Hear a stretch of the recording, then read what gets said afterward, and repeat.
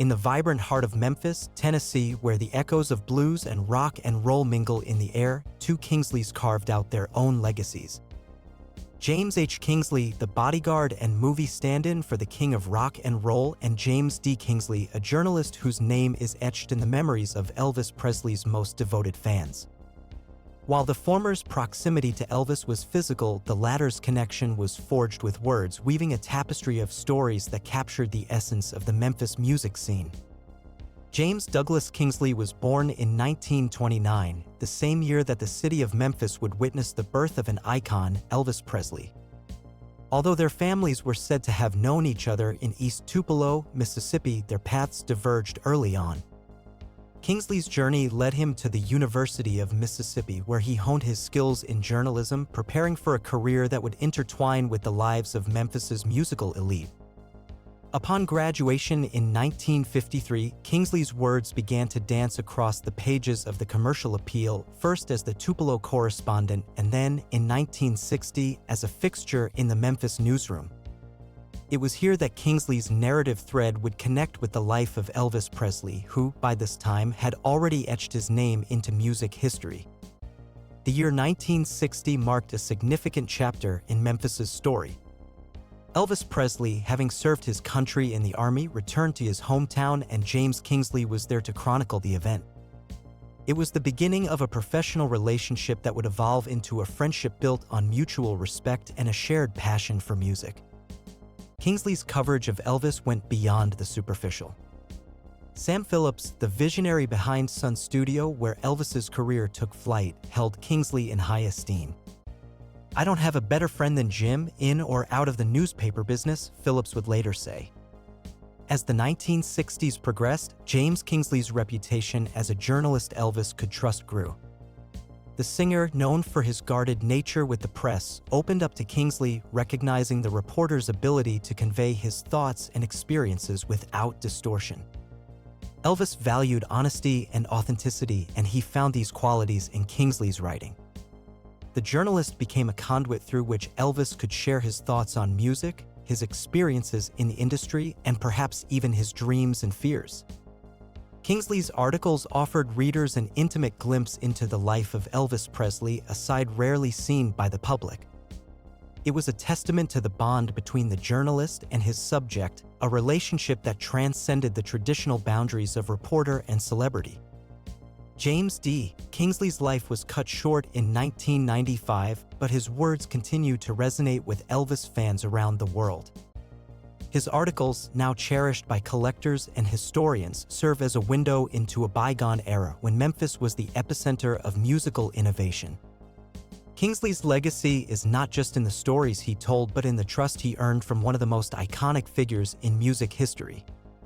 As the world remembers Elvis Presley, it is through the eyes of journalists like James Kingsley that we are able to appreciate the man behind the icon.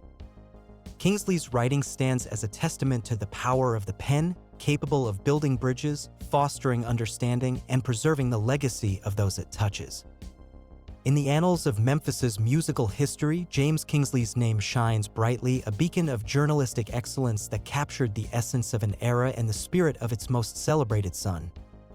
The article that followed, At Home with Elvis Presley, offered readers an unprecedented glimpse into the private world of the music icon. Kingsley's prose painted a picture of a gracious host, a devoted son, and a man deeply in love with his hometown. Elvis was portrayed as a down-to-earth celebrity who enjoyed the simple pleasures of life, from watching television in his pajamas to hosting friends and family in his lavish yet cozy home. Kingsley's narrative was filled with details that only a trusted insider could provide. He described Elvis's meticulously kept trophy room, his impressive collection of firearms, and the serene atmosphere of the Graceland estate. The journalist's portrayal of Elvis's personal life was one of domesticity and contentment, far removed from the wild rock star image often portrayed in the media. However, beneath the surface of this idyllic scene lay a complex web of manipulation and myth-making. Elvis Presley and his manager, Colonel Tom Parker, had become adept at crafting a public image that was both marketable and in line with the conservative values of the time. James Kingsley, like many other journalists, was drawn into this carefully constructed narrative.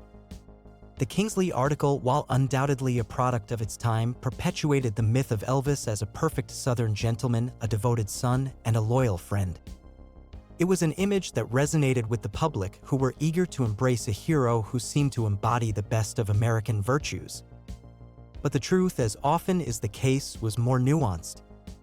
Elvis's personal life was far from the picture-perfect portrayal given by Kingsley and others.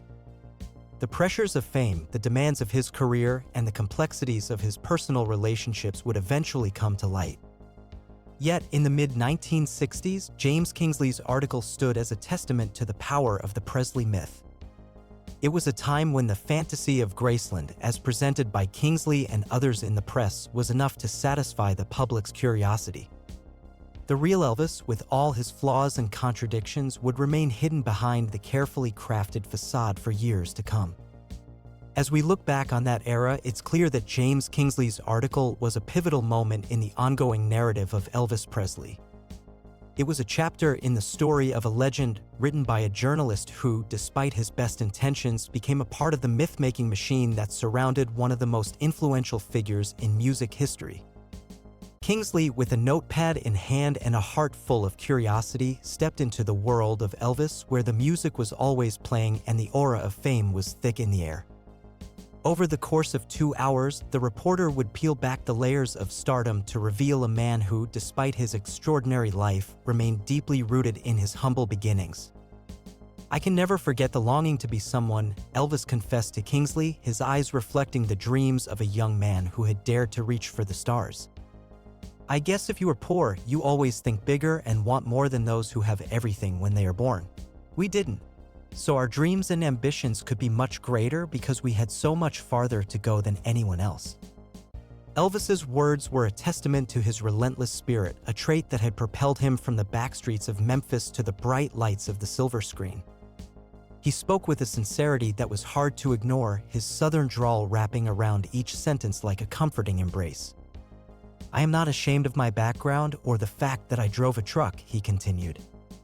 "In fact, I am proud that in America we have the opportunity to fight for a way of life.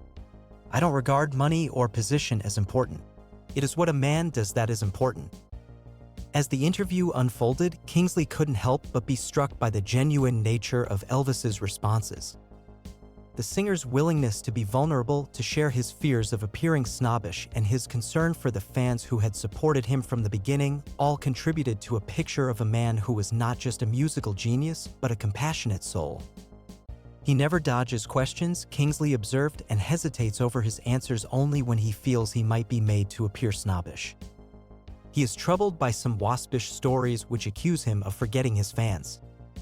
The trust between the interviewer and the interviewee was palpable, and it was clear that Elvis had chosen Kingsley as the vessel through which he would share his story.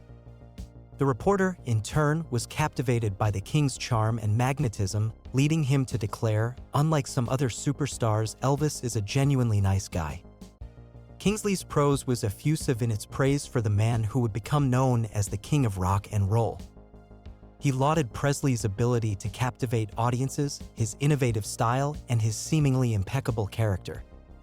In one such article, Kingsley wrote, "He never makes news by insulting people, by brawling, nightclubbing, or running with Hollywood status packs. There has never been even a hint of scandal attached to his name. His manners are a source of amazement to those meeting him for the first time. He is almost universally described with such words as polite, nice, humble, sincere, and thoughtful. He is, in short, so well-mannered that he has never even had a traffic citation." It was this portrayal of Presley as a paragon of virtue that resonated with many fans, including myself. We clung to the notion that Presley was not only a musical genius but also a role model for our generation. As the years passed and Elvis's life unfolded in the harsh glare of the public eye, the reality began to diverge from the idealized image. The drug use, the eccentric behavior, and the scandals that plagued his later years were a stark contrast to the image Kingsley and others had crafted. The disappointment was palpable among those of us who had invested so much emotional capital in the Elvis myth. The posthumous revelation of Presley's personal flaws was a bitter pill to swallow. In retrospect, it was perhaps naive to believe that any human, no matter how talented or charismatic, could live up to the impossible standards set by the media and the public. Las Vegas, Nevada, 1969. The city known for its glitz, glamour, and never-ending parties was about to witness the comeback of a musical legend. Elvis Presley, the king of rock and roll, was ready to reclaim his throne after a decade that saw him dominate the silver screen and release a string of hit records. It was in this electric atmosphere that James Kingsley, a seasoned journalist with the commercial appeal, found himself reviewing one of the most anticipated performances of the year. Kingsley, a man of many hats within the world of journalism, had already established himself as a respected voice in the industry. His beats ranged from the mundane to the monumental, from the local police reports to the national stage of Ole Miss integration. But it was his coverage of Elvis Presley that would ultimately etch his name in the annals of Elvis lore. As the lights dimmed at the International Hotel showroom, Kingsley, now the Memphis correspondent for Billboard, prepared to witness history. The air was thick with anticipation, a palpable buzz that only a live performance by the king could generate. The crowd, a mix of die-hard fans and curious onlookers, was ready to be transported by the music of their generation. Elvis took the stage, and the roar of the crowd was deafening. It was clear from the opening notes that this was no ordinary performance. Kingsley, with a journalist's cipher detail, observed a transformed Elvis Presley. Gone were the rough edges of the 1950s, replaced by a polished and confident artist, one who knew his craft inside out. In his review for Billboard, Kingsley heaped praise upon Elvis, recognizing the evolution of a musical icon. The greatest rocker of them all came and met one of his toughest audiences at the International Hotel showroom, he wrote. It was a testament to the respect Kingsley had for Elvis's artistry, acknowledging the years of experience that had honed Elvis's stage presence into a finely tuned machine. Kingsley continued, but it was the Elvis of the past as he put the feeling into the songs and let the vibrations of the music have their say, swinging hips, revolving pelvis, and moving shoulders. These words captured the essence of Elvis's performance, a blend of the old and the new, the raw energy of his early days juxtaposed with the refined skill of a seasoned performer. Kingsley's retirement in 1995 and his untimely death 5 months later did not diminish the impact of his work. His words, like the music of Elvis Presley, continue to echo through the ages, a testament to the power of art and the enduring legacy of those who create it. As the world continues to celebrate the life and music of Elvis Presley, the name James Kingsley may not be as instantly recognizable. Yet, for those who follow the King's story closely, Kingsley's contribution to the narrative is significant. His reviews and commentary on Elvis's performances in Las Vegas serve as a historical record, capturing a pivotal moment in the career of one of the most influential musicians of the 20th century. Kingsley's ability to articulate the essence of Elvis's artistry has ensured that his voice remains a part of the Elvis Presley legacy. His words remind us not only of Elvis's talent, but also of the critical role that journalists play in preserving the history of music and culture. In the grand tapestry of Elvis Presley's life and career, James Kingsley's threads may be subtle, but they are no less integral. His reviews stand as a testament to the King's return to live performances and the critical acclaim that followed.